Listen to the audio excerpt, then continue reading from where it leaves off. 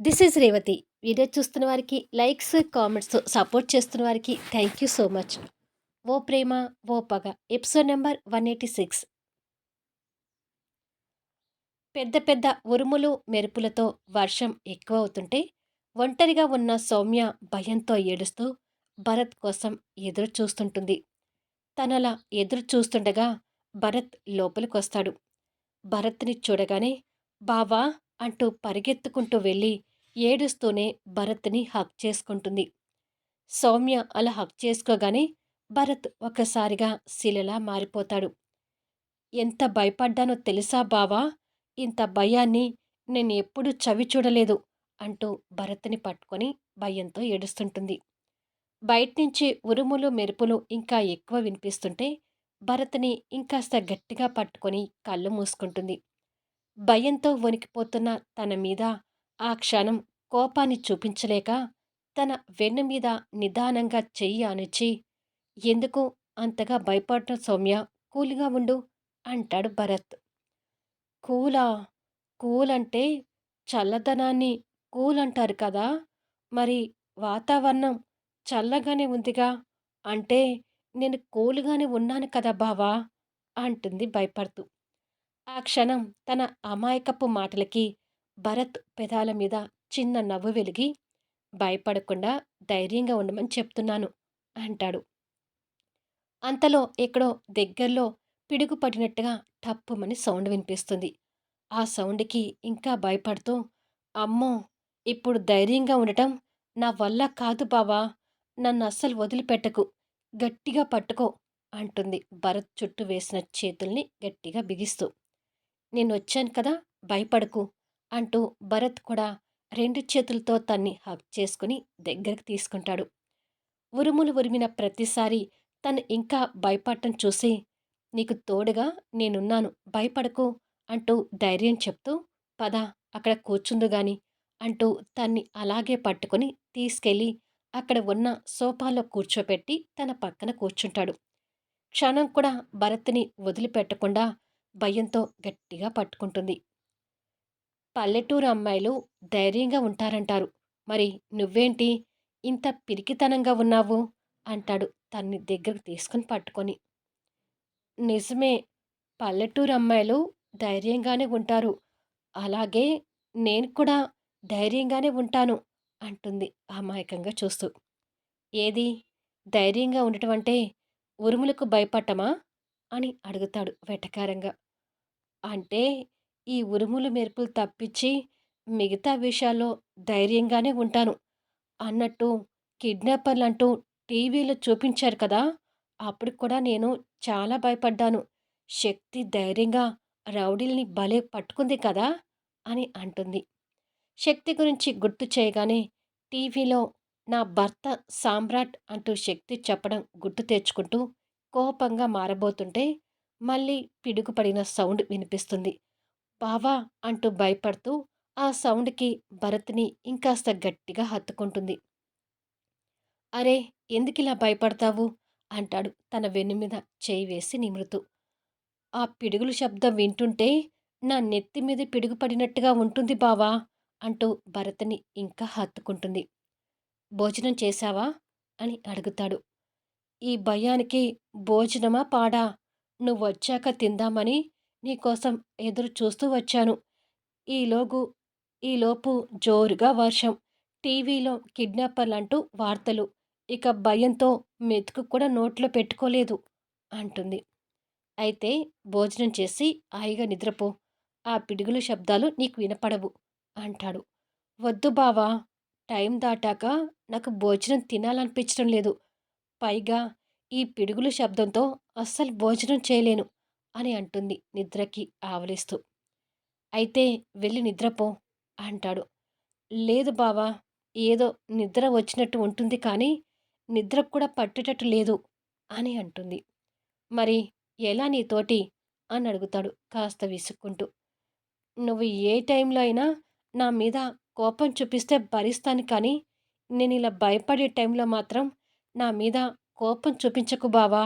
అంటూ భరత్ భుజం మీద వాలిపోతుంది. సరేలే ఏమననులే భయపడకు అంటూ తన దగ్గరకు తీసుకుంటే సౌమ్య నిద్రకి కళ్ళు వాలిపోతూ భరత్ భుజం మీద పడుకొని నిద్రపోతుంది. నిద్రపోతున్న తనని ఒడిలోకి తీసుకుని పడుకోబెట్టుకొని పిడుగుల శబ్దాలు వినపడకుండా తన చెవులు మూసి భరత్ కూడా వెనక సోఫాకి ఆనుకొని నిద్రకి కళ్ళు మూసుకుంటాడు. స్నిగ్ధ రూంలో కూర్చొని పనితో నొప్పులు పట్టిన నడుముని పట్టుకుంటూ, ఇక్కడికి వచ్చాక నా జీవితం అంతా వీళ్ళకి చాకిరీ చేయటమే సరిపోతుంది అని తిట్టుకుంటూ కూర్చునేసరికి, శక్తి డ్రగ్ కేస్ కూడా త్వరలో ఛేదిస్తాము అని డీఎస్పీ సామ్రాట్ చెప్పిన మాటల్ని గుర్తు తెచ్చుకొని, ఆ డ్రగ్ కేస్ ఒక కొలిక్కి వచ్చేసరికి నా పెళ్ళి వినోద్‌తో అయిపోతుంది కదా! ఎలాంటి ప్రాబ్లమ్ రాదు కదా!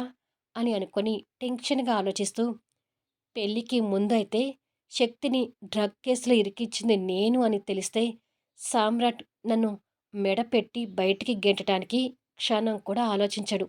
అదే పెళ్ళైతే ఎంతైనా తమ్ముడు భార్య అని ఆలోచిస్తాడు.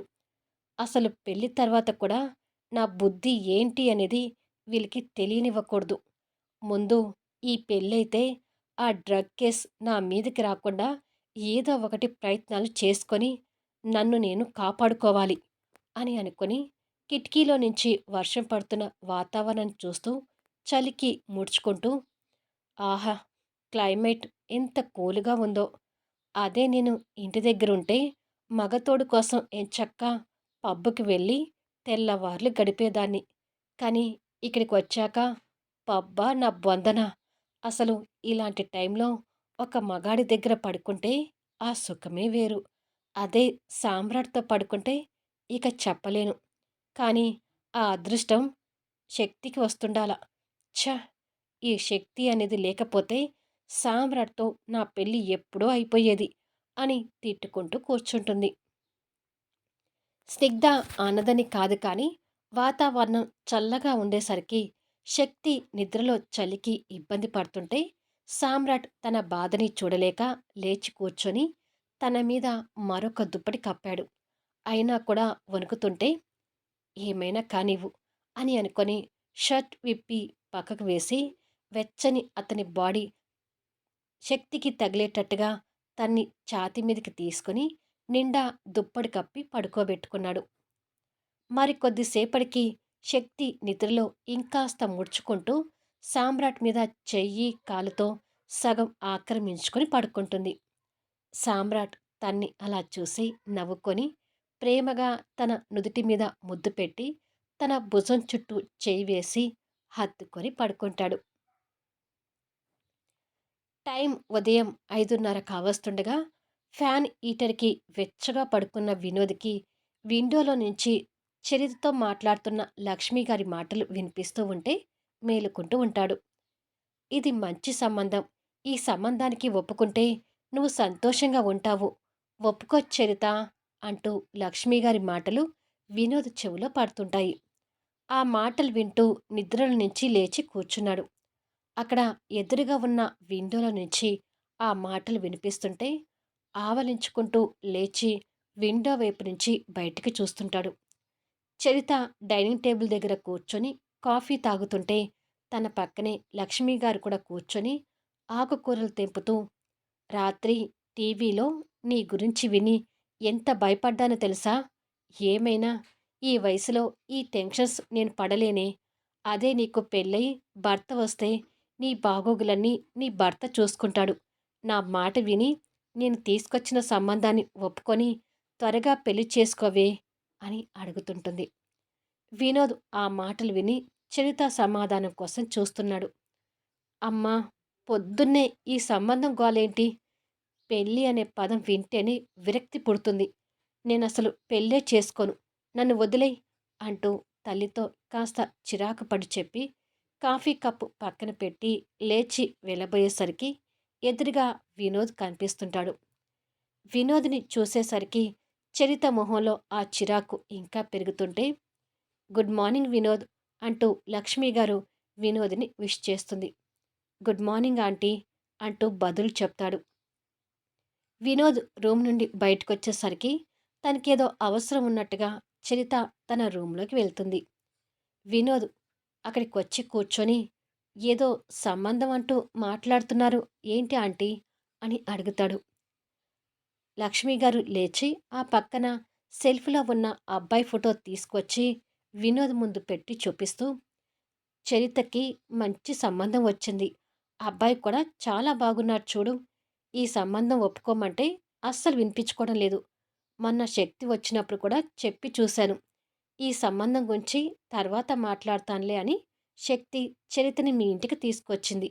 ఇప్పుడు తనకి ఆ సంబంధం గురించి చెప్తుంటే నా మీద చిరుబురులాడుతుంది" అని చెప్తుంది లక్ష్మి గారు. వినోద్ ఆ ఫోటో వైపు చూస్తూ మనసులో బాధపడుతుంటాడు. "చరిత నీతో కూడా బానే స్నేహంగా ఉంటుంది కదా వినోద్! కాస్త నువ్వైనా చరితకి చెప్పి చూడు" అని చెప్పి లక్ష్మి గారు కోసిన ఆకుకూరలు తీసుకొని కిచెన్‌లోకి వెళ్తుంది. వినోద్ మనసులో బాధపడుతూనే ఆ ఫోటో చూస్తుంటాడు. భరత్ ఒడిలోనే పడుకొని నిద్రపోతున్న సౌమ్య బద్ధకంగా కళ్ళు తెరిచేసరికి తన కళ్ళకి భరత్ కనిపిస్తున్నాడు. రాత్రి ఎలా అయితే తనని ఒడిలో తీసుకొని సోఫాకి ఆనుకొని పడుకున్నాడో ఇప్పుడు అదే స్థానంలో ఉండి నిద్రపోతూ కనిపిస్తున్నాడు. అమ్మ బాబోయ్! నేను రాత్రంతా బావ ఒడిలోనే పడుకున్నానా అని అనుకొని లేచి కూర్చుంది. సౌమ్య అయినా నిద్రపోయిందేమో కానీ భరత్ అంతగా నిద్రపోకపోయేసరికి ఇప్పుడు కాస్త గాఢ నిద్రలోనే ఉంటాడు. బావా బావా అంటూ అలా 2, 3 సార్లు పిలిచింది. కానీ బాగా నిద్రలో ఉన్న భరత్ అసలు మేలుకోవడం లేదు. భరత్ లేవకపోయేసరికి తనకి ఒక చిలిపి ఆలోచన తట్టి భరత్ మీసాలు పట్టుకొని గుంజింది. అబ్బా! అంటూ ఒక్కసారిగా భరత్ నిద్రలో నుంచి మేలుకొని పక్కనే ఉన్న సౌమ్యని చూస్తూ, "నా మీసాలు గుంజావేంటి?" అంటూ చిరాకు పడతాడు. ఎంత పిలిచినా నిద్ర లేవలేదు బావా! ఇలా అయితే లేస్తావని మీసాలు పట్టుకొని గుంజాను అంటుంది నవ్వుతూ.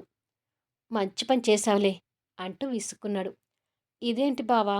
నువ్వు కూడా ఇక్కడే కూర్చొని నిద్రపోయావు అని అమాయకంగా చూస్తూ అడుగుతుంది. రాత్రి నువ్వు ఒక్క రేంజ్‌లో భయపడ్డావా? అబ్బబ్బా! భయం భయం అంటూ నన్ను ఊపిరాడనివ్వలేదు అంటూ చిరాకు పడ్డాడు. నువ్వున్నప్పుడు నేను భయపడింది చాలా తక్కువ బావా! నువ్వు రాకముందు ఇంకా చాలా భయపడ్డాను తెలుసా? ఆ భయానికి నా ప్రాణాలు పోతాయేమో అనిపించింది. ప్లీజ్ బావా!